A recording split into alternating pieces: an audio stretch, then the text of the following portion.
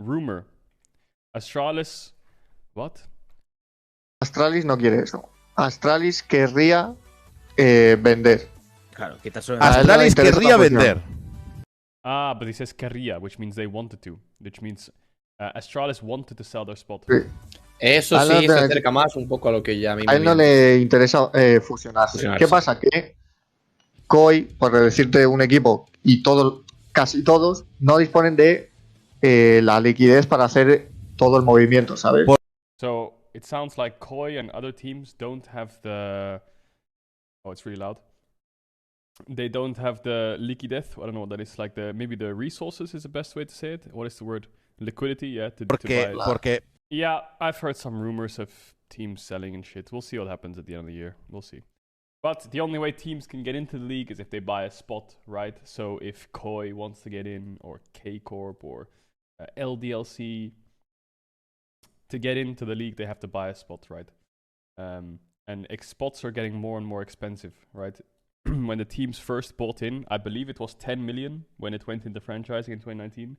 10 to 15, I don't know what the actual price was. Now it's gone up to, I think Schalke sold for 30, and now Astralis is trying to sell for 40.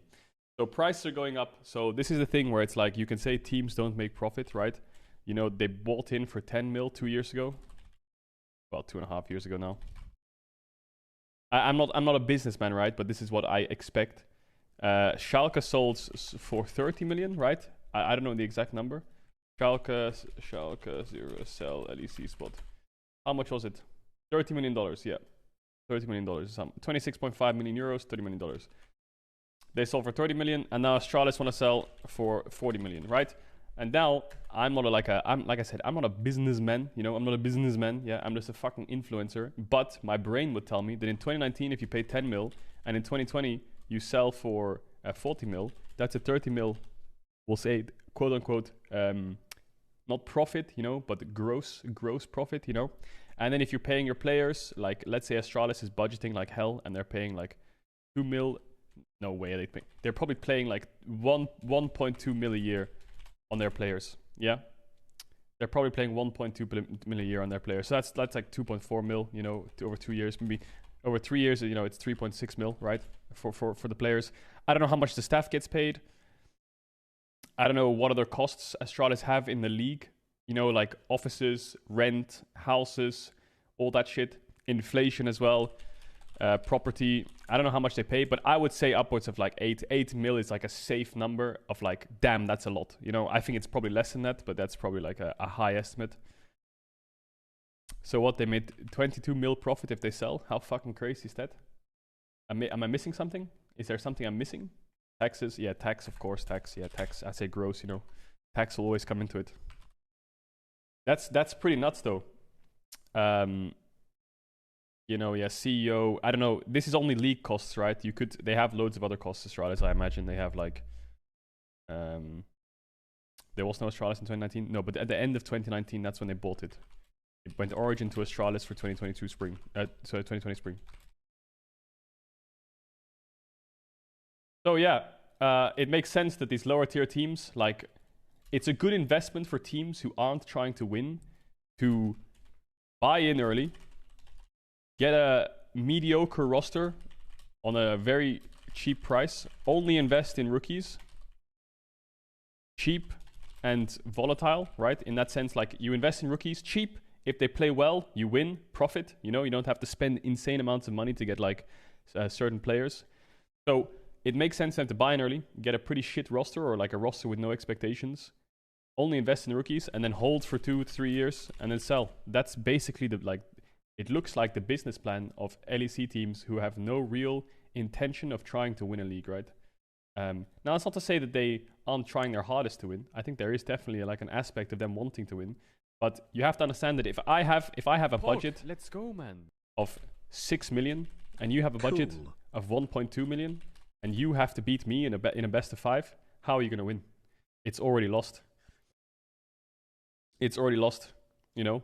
It's like, in most cases, it's already lost. Some cases, either the 6 million team is griefing, which, I mean, you could point to a lot of super teams, or the 1.2 million team strikes gold. and they get like a rookie who's fucking insane. NA is definitely exceptions sometimes. There are exceptions, right? But as a baseline, it's much easier for me to win. So why should I, as the 1.2 million team, lose even more money? Let's go, man. To go to 3 million and spend an extra 1.8 million when I'm gonna lose anyway? Like, what's the point? You know, from a business standpoint, it makes no sense. Now, a lot of these arguments I'm saying, maybe I'm missing something. Like I said, I'm not a businessman, but this is what I'm getting information and just putting it together, and this is what I'm guessing is the truth. If someone has any other arguments or any reasoning or anything else, let me know. But to me, that's what the system looks like, you know. The last thing I'll say is, I guess the best example is Misfits, no? Misfits is the best example, where they build a super team with Gorilla, Hans, Maxlor, Soaz, Febiven. I don't know how much that roster costs, but I'm going to say multiple millions. They lose. They don't make Worlds, or whatever happened. I can't exactly remember what happens. They go into franchising, and now what do? Well, we just spent 10 million on a spot, and we just spent multiple millions on a team they never won. So, what do? Well, I think we just invest in rookies. Okay, we spend maximum 1 million a year, and then in 3 years' time, we'll sell for 40 million in 3 years' time.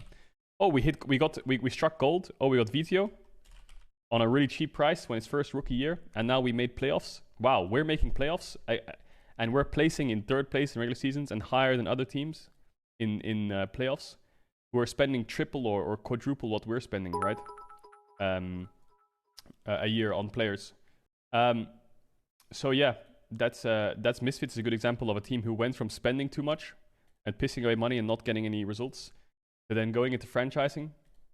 And then investing in rookies and striking gold with Vitio, and now holding until they sell.